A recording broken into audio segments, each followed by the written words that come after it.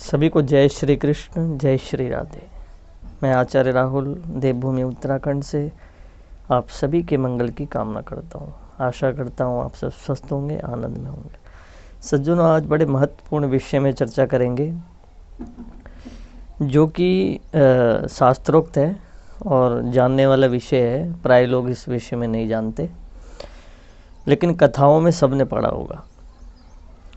तो सज्जनों, आइए हम श्रीमद् भागवत जी की ओर चलें और विषय यह है कि क्या सोने में कलयुग का वास है कि नहीं। क्योंकि स्वयं जब आप श्रीमद् भागवत जी की कथा का श्रवण करते हैं तो उसमें राजा परीक्षित ने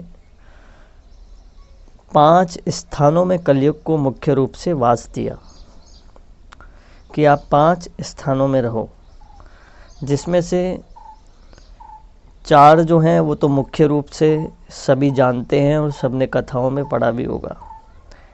द्यूतम, पानम, स्त्रियम, सूनाम, यत्रास धर्म चतुर्विध। ये तो भागवत जी में लिखा है स्पष्ट कि 4 स्थानों में श्री परीक्षित महाराज जी ने कलयुग को वास दिया। अर्थात द्यूतम, जहाँ जुआ खेला जाता हो, जहाँ मदिरा पान की जाती हो, जहाँ वैश्यागामी लंपट पुरुष रहते हों और जहाँ पशु पक्षियों की हिंसा होती हो, उनको काटा जाता हो। ये 4 स्थानों में मुख्य रूप से कलयुग को परीक्षित महाराज जी ने वास दिया है।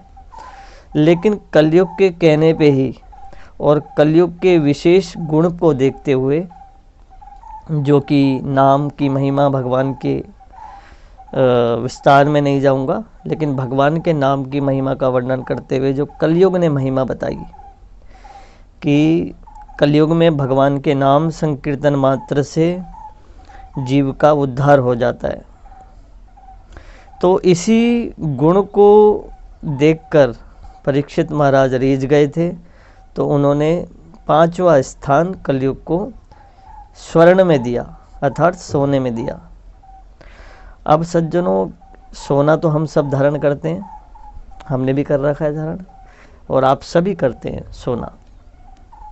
लेकिन एक तरफ देखा जाए तो कलयुग को परीक्षित महाराज ने स्वर्ण में वास दे दिया कि तुम सोने में भी रहो। और दूसरा, 11 स्कंद का अगर आप अध्ययन करें श्रीमद् भागवत जी में, तो उद्धव माधव संवाद है, उसमें स्वयं भगवान कह रहे हैं उद्धव को, धातु नाम आकाशमिकम, यानी कि धातुओं में सोना मेरा ही स्वरूप है। तो दोनों में किस बात को हम माने?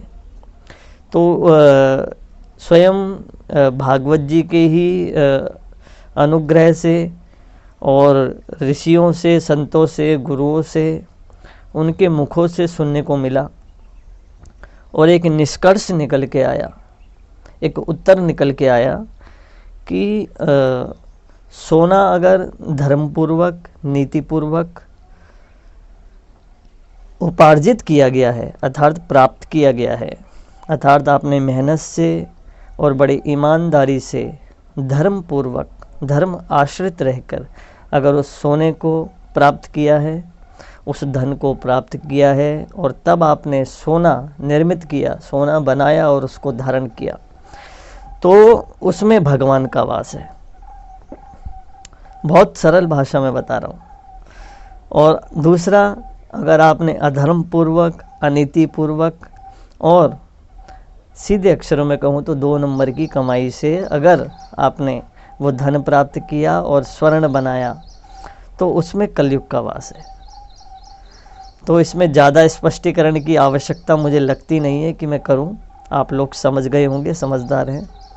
तो धर्म पूर्वक, नीति पूर्वक अगर धन उपार्जित किया गया, उससे स्वर्ण की प्राप्ति हुई, तो उसमें अवश्य ही भगवान का वास होता है और वो सोना जो है वह हमारे लिए किसी प्रकार का अनिष्ट नहीं करता है।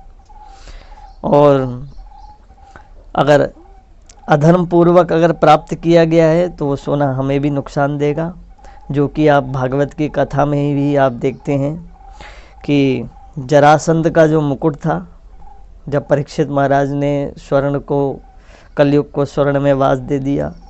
तो अगले दिन जब वो वन की ओर गए हैं तो उन्होंने वो जरासंध का ही मुकुट शीश पे धारण किया, जो कि अधर्म पूर्वक, अनीति पूर्वक धर्म उपार्जित करके वो स्वर्ण जो है वो मुकुट अधर्म का ही स्वरूप था, पाप का ही स्वरूप था, 2 नंबर की कमाई थी। तो स्वयं आप देखेंगे कलयुग महाराज, कलयुग जो है वो राजा परीक्षित जी के मुकुट में विराजमान हो गया था, जिस प्रकार पूरी कथाओं में आप देखते हैं अन्य श्राप इत्यादि जो परीक्षित महाराज जी को लगे। तो इस प्रकार का ध्यान रखें। और एक संदेश दे देता हूँ इसमें मैं कि तुम ही निवेदित भोजन करही। जैसे हम किसी पर कोई भी कुछ भी हम खाते हैं, भोजन करते हैं या कुछ भी हम लेते हैं तो पहले उसका पूजन करके भगवान को समर्पित कर दिया जाए और उसके बाद फिर उसको धारण करना चाहिए या उसका भोग करना चाहिए। तो उससे मिलने वाले जो अवगुण हैं और जो दुख हैं वो हमें प्राप्त नहीं होते और हमारे जीवन में मंगलता बनी रहती है, सद्विचारों को लेकर हर प्रकार से। तो आशा करता हूँ आप सबको बहुत सरल भाषा में मैंने समझाने का प्रयास किया, आपको समझ में आया होगा। तब तक के लिए बने रहिए दोस्तों। जय श्री कृष्ण, जय श्री राधे।